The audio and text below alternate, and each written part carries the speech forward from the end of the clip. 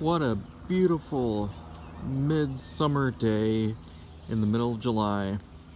What's up everyone? Thanks for joining me today. I just wanted to do a update for you of the lawn, and look at this. I have been gone for 9 days since I last mowed. And you know me, if you've been watching this channel a lot, that I have been real mowing at about 1 inch to 1.5 inches all year long. And we've had a ton of rain since we've been gone. And I think I am right around 4 inches here. The color is looking great. I have not been irrigating, so this is just from the rain. The color is looking good. There's still a little bit of patchiness. You can see those bare spots that I showed in the spring. There's fewer of them, but they're still there. You can see, since I have been mowing super short and every 2 days, I've been keeping the weeds mowed back, so they have not been emerging. But since it's gone a little over a week, looks like I've got some weeds to take care of now. So they started emerging since I haven't been chopping them off. So that's one good management practice. If you don't feel like spraying herbicides, you can just mow the weeds down every couple of days and it stops them from coming up. Now, right along the curb here, along the street, it's significantly hotter than it is further back on the lawn here, because the sun gets absorbed on the concrete and it's hotter right along the edges. So you can see that is typical crabgrass right there.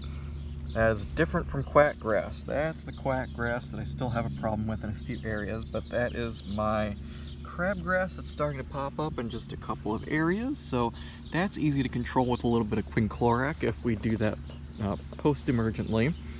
I put down a pre-emergent in April, so I put it down at a low rate. It is now July, so we have lost all of our pre-emergent capabilities in the lawn. So I'm going to probably spray a nice 3-way herbicide with some quinclorac spiked in, just to take care of those weeds and knock them back. Whatever weeds I can pull before I mow, I'm going to do that just so that way I can stop them from spreading their seeds. So like this kind of stuff here doesn't have any seed heads, but if you get low enough, you can pull out the root. That's the key to pulling weeds, is that you want to get super low, pinch it, and try to give it a little bit of a twist and pull it out, so that way you get as much root as possible so it doesn't come back. If you just yank off the leaves, it'll pop up right back in a couple of days. So you get down there. This is how you properly pull a weed. Just get your hand at the base, give it a little twist. It helps if the soil's wet. We got about 1 inch of rain last night, so there's a taproot that came out with it. That's how you pull a weed properly. And if you get one of those little hand tools that you can kind of spike into the lawn and pull out that way, all better. Get that one out as best I can. And if they break off in the ground, not a big deal. I'm going to spray anyway, but the point is I'm going to try to pull out the most obnoxious looking weeds before I mow, so there's less junk in the lawn to get spread around, because I'm not going to be bagging, I'm going to be mulching. So, you know, this is probably about 3.5 to 4 inches in height. So you can see, yeah, it's about as long as my fingers. I'd say it's probably about 3.5 or 4 inches.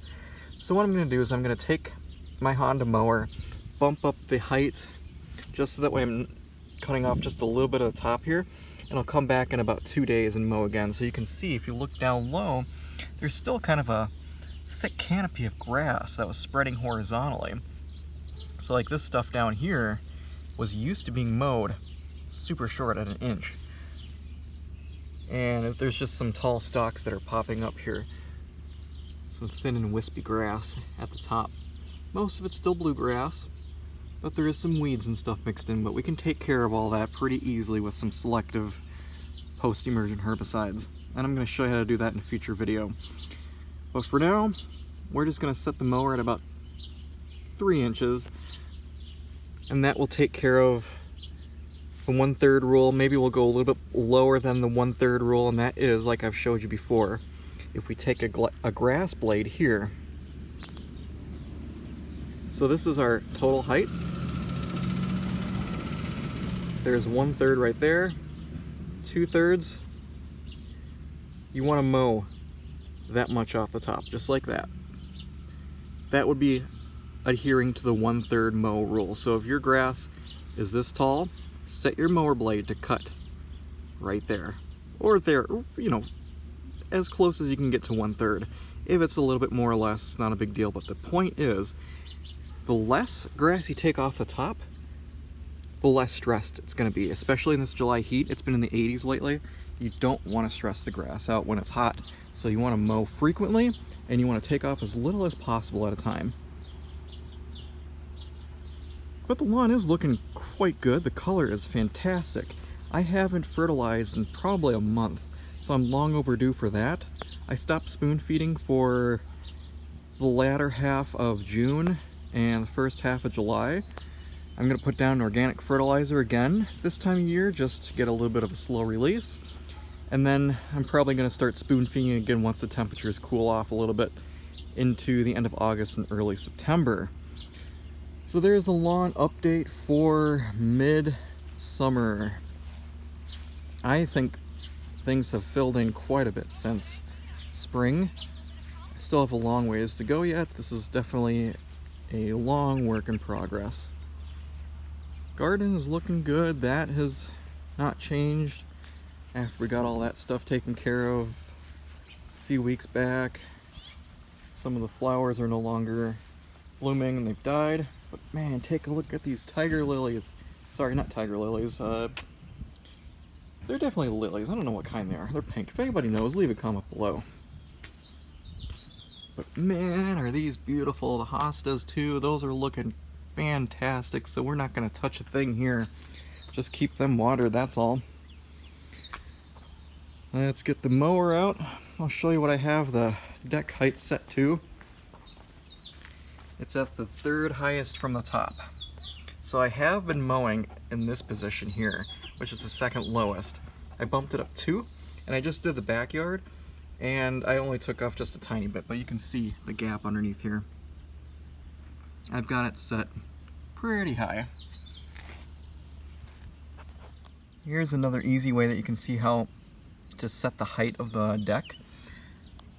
Set it kind of half on the grass and half on the concrete here, and you can kind of see where the grass blades are bending over.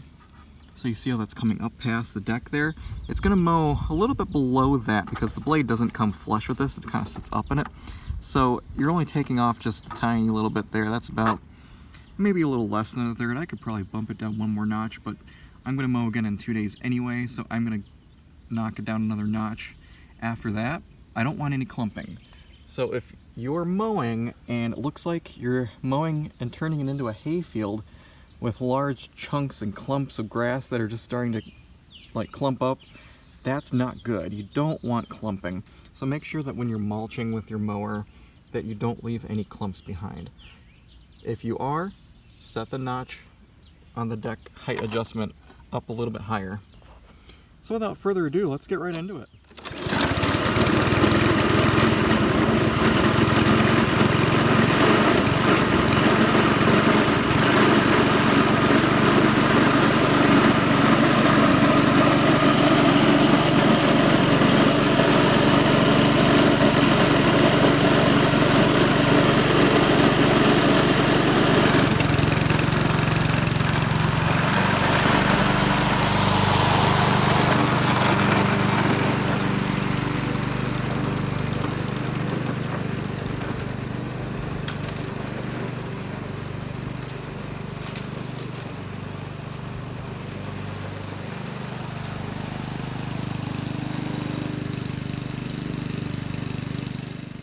My phone stopped recording halfway through because it was overheating, I think. So I didn't catch all of this, but I just wanted a quick stop and show you how much grass I'm taking off the top here. So I believe it's set to 2.5 inches right now, and you can see just where the line is. I'll get down real low so you can see where the mower stopped. This is the unmowed grass here, and this is the mowed part. That's about how much you want to be taking off max. Now I've still got quite a bit underneath there, probably about 2 inches. In fact, let's go ahead and measure it and we can see exactly how much we're taking off. So I'm at about 2 inches I had to cut. And part of the grass that's not been cut is probably about 3 1/4, 3 1/2 roughly. Just over 3 inches. So I'm taking off just over 1 inch. So I've got 3 inches. Here you can see the tape measure. Right about where the top of my thumb is where the grass is growing. Yeah, it's a little over 3 inches, and I'm down at 2 in the cut grass.